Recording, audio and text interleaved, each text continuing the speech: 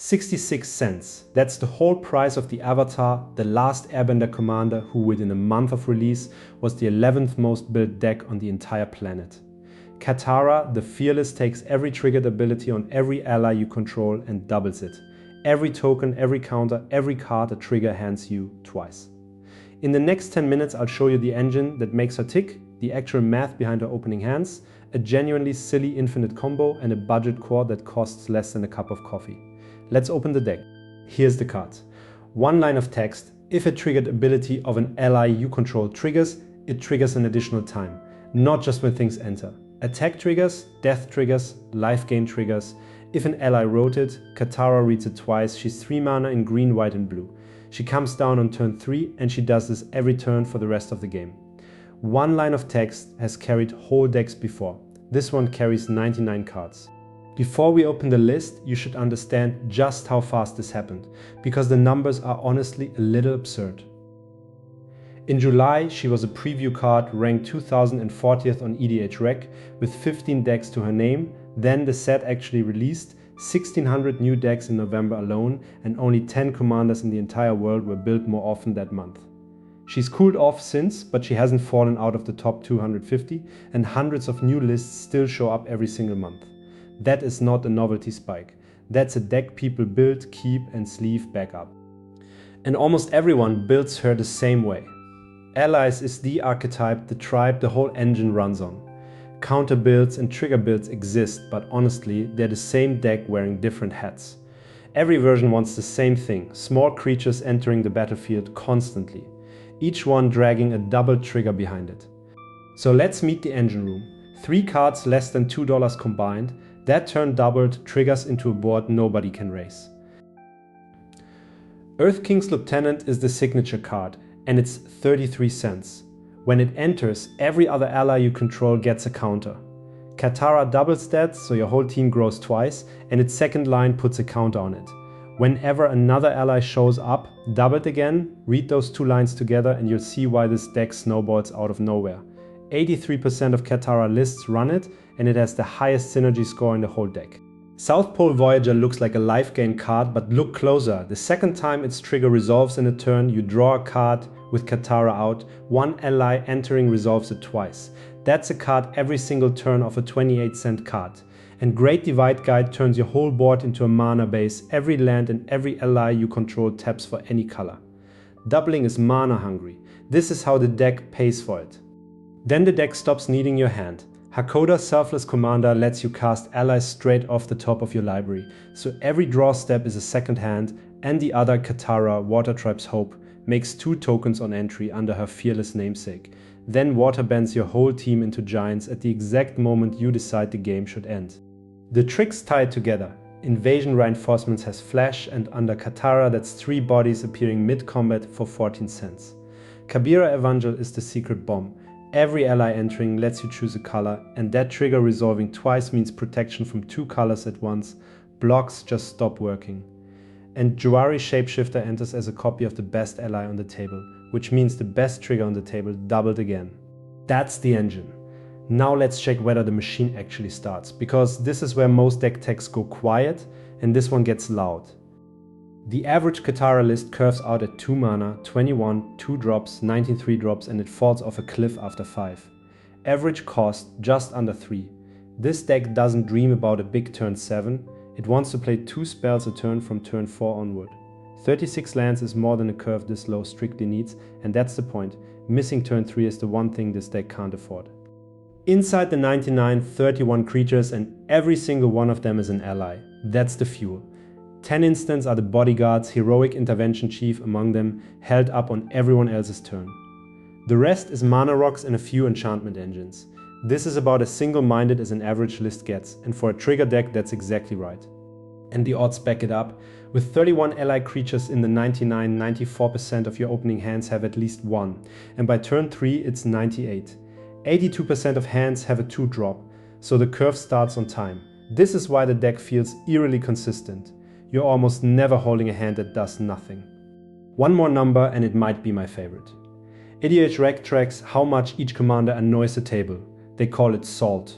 Katara's salt score is 0, you get to double everything, and nobody has salted her yet. So what do you keep? Easy test, 3 checks, 2 lands or more a play by turn 2, and at least 1 trigger ally. Katara herself is always in the command zone, so you never need her in hand. If a hand fails 2 of the 3 checks, ship it back, and because a third of this deck is allies, the new 7 almost always looks like the old 7, just cheaper. So what does a normal game actually look like?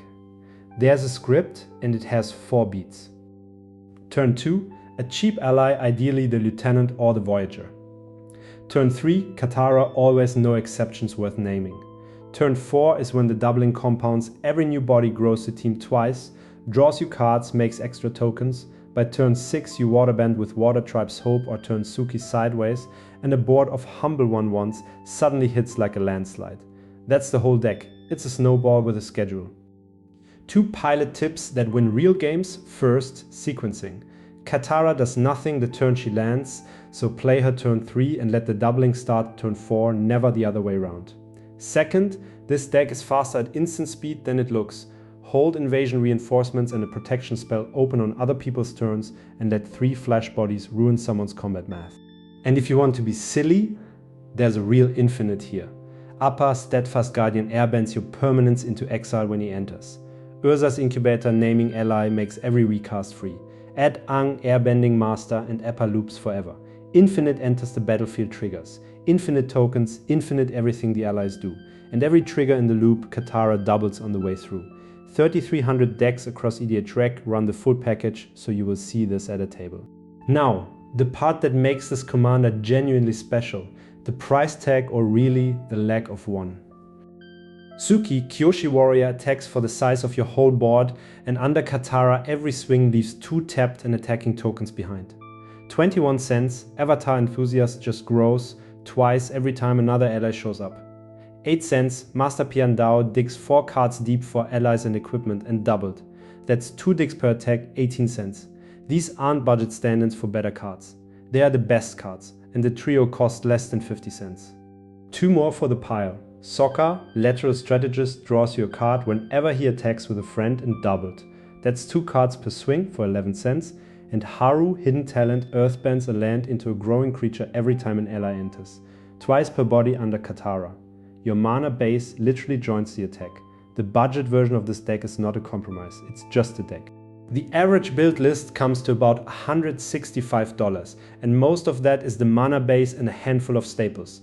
1 in 10 builders skips the staples entirely and runs her on a strict budget, and the deck barely notices, because double triggers work exactly the same on 8-cent commons as they do on mythics. One note on the lands, because the Avatar set quietly gave this deck its own.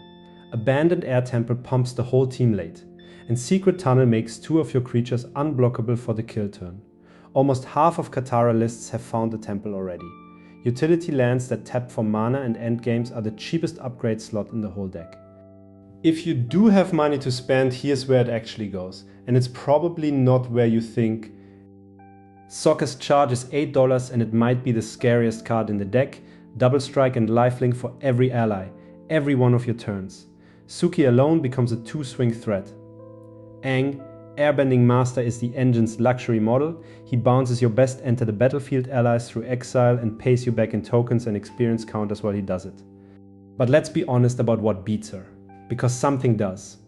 Board wipes, this deck goes wide into exactly the kind of table that holds up farewell, and a single wipe undoes 20 double triggers of work. Cheap, repeatable removal on Katara herself hurts too. At 3 mana, she's easy to recast once, expensive the 3rd time. The good news with a commander this cheap, you can afford to rebuild once, so hold 2 allies back and keep 1 protection spell up, which is exactly what the money slot is for.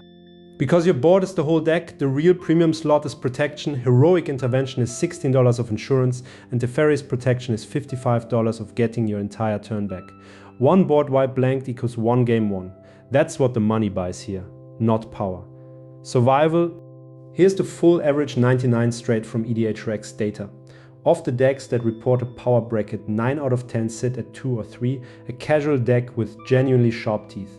Pause here, screenshot the wall, swap in the budget picks from earlier, and you're at the table this weekend for less than a night of pizza. The exact list is linked in the description.